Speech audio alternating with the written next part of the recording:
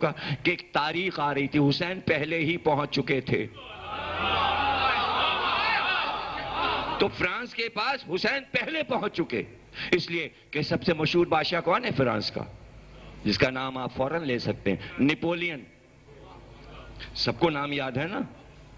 تو برطانیہ نے یعنی انگلینڈ نے حملہ کیا فرانس پر، فوجیں گھس رہی ہیں فرانس میں، انگریز لڑ رہا ہے فرانسیسیوں سے، اور نپولین کے ملک پہ حملہ ہے اور قلعے میں وہ ہے. اب صبح لڑائی کا فیصلہ ہے. نپولین ایک مشہور بادشاہ فرانس کا، تو ٹہل رہا ہے قلعے میں. اب وہ چرچ نہیں جا رہا کہ دعا مانگے، وہ یہ نہیں کر رہا ہے گارڈ میرے ملک کو بچا لے. یعنی پوری رات ٹہل کر اس نے ایک فیصلہ کیا کہ میں کس کو پکاروں.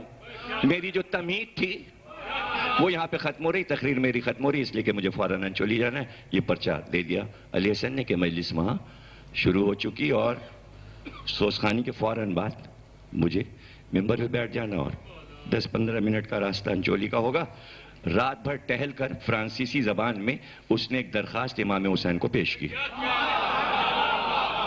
اب ظاہر ہے کہ فرینچ اگر میں سناتا تو وہ آپ کے کیا سمجھ میں آتی. اس کا منظوم ترجمہ جو نپولین نے امام حسین کی بارگاہ میں درخواست پیش کی، فرانس کا مشہور بادشاہ. کیا مسلمان بات کر رہے ہیں؟ ارے ہم وہاں کی باتیں کر رہے ہیں کہ دیکھو تو حسین ہیں کہاں.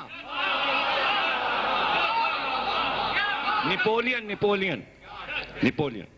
اور یہ میں پرچہ پڑھ کے تراب بھائی کو دے دوں گا، جسے لینا ہو ان سے فوٹو سٹیٹ لے لے، لیکن 1 روپیہ دے دے فوٹو سٹیٹ کی. شہنشاہ فرانس نپولین بوناپارٹ کی فریاد بحضور تاجدار سید الشہداء امام حسین. نپولین کہتا ہے تعریف کروں کیا تیری احمد کے نواسے، تعریف کروں کیا تیری احمد کے نواسے، نسبت ہے تیری ذات کو محبوب خدا سے. تو وہ ہے کہ جس کا نہیں ثانی دو جہاں میں، پہنچی ہے خبر ہم کو یہ شاہ دو سرا سے. حسرت تھی رسولان گرامی کو بھی جس کی، ہے مرتبہ تجھ کو وہ ملا ذات خدا سے. غور نہیں کیا؟ یعنی اس فرانس کے بادشاہ کو معلوم ہے کہ حسین کو وہ رتبہ ملا کہ جس کی ہوس انبیاء نے کی کہ کاش ہمیں حسین والا رتبہ یعنی شہادت ملتی.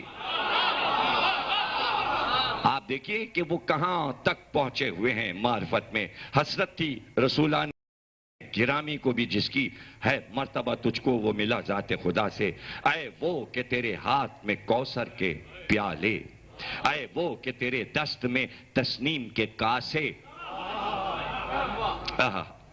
اے وہ کہ تیرے نام سے اعزاز شہادت، فردوس میں جاتا ہے تو مستانہ ادا سے.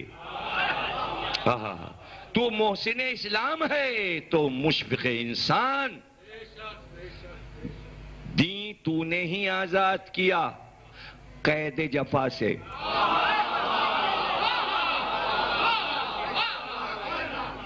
دیکھیے، اور وہ بتا رہا ہے کیا پیغام حسین نے دیا، دنیا کو کیا پیغام دیا. نپولین کہہ رہا ہے اقوام کو تو نے ہے غلامی سے چھڑایا، ادیان کو ملی مخلصی آلام و بلا سے.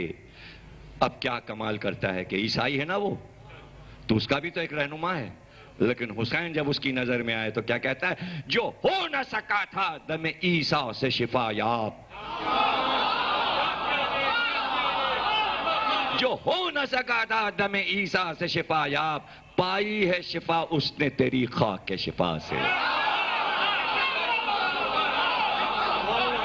کہ عیسیٰ کا معجزہ رک گیا، جب تھے تو ہاتھ رکھتے تھے تو مریض اچھا ہو جاتا تھا. حسین مرض کا علاج چھوڑ گئے خاک شفا کی شکل میں. تو اب کیا کہتا ہے، جو ہو نہ سکا تھا دم عیسیٰ سے شفا یاب، پائی ہے شفا اس نے تیری خاک شفا سے. کر مجھ پہ بھی کچھ لطف و کرم شاہ شہیداں، کرتی ہے نظر تیری مان شاہ و گدا سے.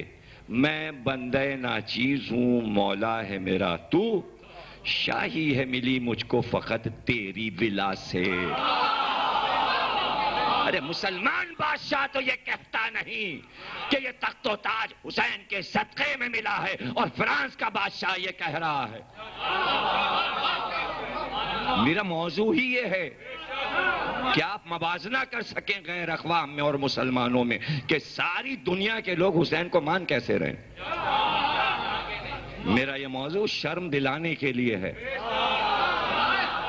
شاہی ہے ملی مجھ کو فقط تیری ولا سے، آلام نے گھیرا ہے مجھے چار طرف سے، دے مجھ کو نجات ہے شہدی رنج و بلا سے. افرنگ کی افواج نے محصور کیا ہے، افرنگ یعنی انگریز عیسائی، افرنگ کی افواج نے محصور کیا ہے، چھٹکارا دلا تو مجھے دشمن کی جفا سے.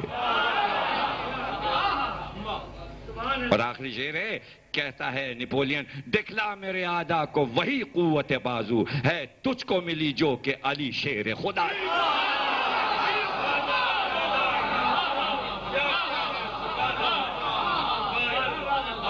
یہ فرینچ میں بھی میرے پاس ہے، ترجمہ اس لیے کہ تاکہ بچوں کے سمجھ میں آئے. تو آپ نے